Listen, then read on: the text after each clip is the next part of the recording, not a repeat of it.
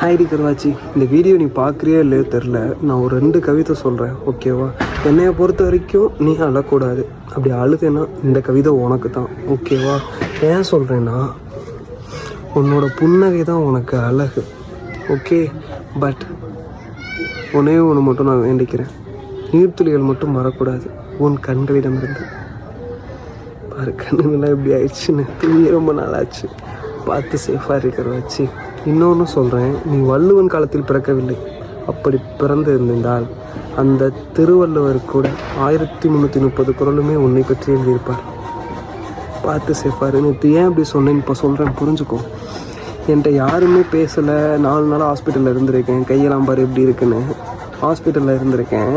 அம்மாவும் கேட்கல, அம்மாட்ட நான் சொல்லி அவங்க ஒன்றும் ரெஸ்பான்ஸ் பண்ணலை. நீ அம்மாட்ட போய் சொல்லுன்ற. எனக்கு 2 விஷயம், உனக்கு ஏதாச்சும் ஆச்சுன்னா என்னால் பொறுத்துக்க முடியாது. நீ புரிஞ்சுக்கிறியா என்னன்னு தெரில. நீ என்னை புரிஞ்சுக்க சொல்கிற, புரியுது, ஒரு சுச்சுவேஷன் எனக்கு புரியும். இருந்தாலும் எனக்கு ஒன்று மட்டும்தான், உனக்கு ஏதாச்சும் ஆச்சுன்னா சத்தியமாக என்னால் தாங்க முடியாது. நேற்று நான் பேசின ஒரு மாதிரியாக இருக்குன்னு சொன்னேன், எனக்கு ஒரு மாதிரியாக தான் இருந்துச்சு. ஏன்னா சும்மா தூங்கலை, பார்த்து கண்ணை எப்படி ஆயிடுச்சுன்னு பாரு. 3 நாளாச்சும் சாப்பிட வயிறும் பாரு, ஒன்றும் முடியலை. பார்த்து சேஃபாரு.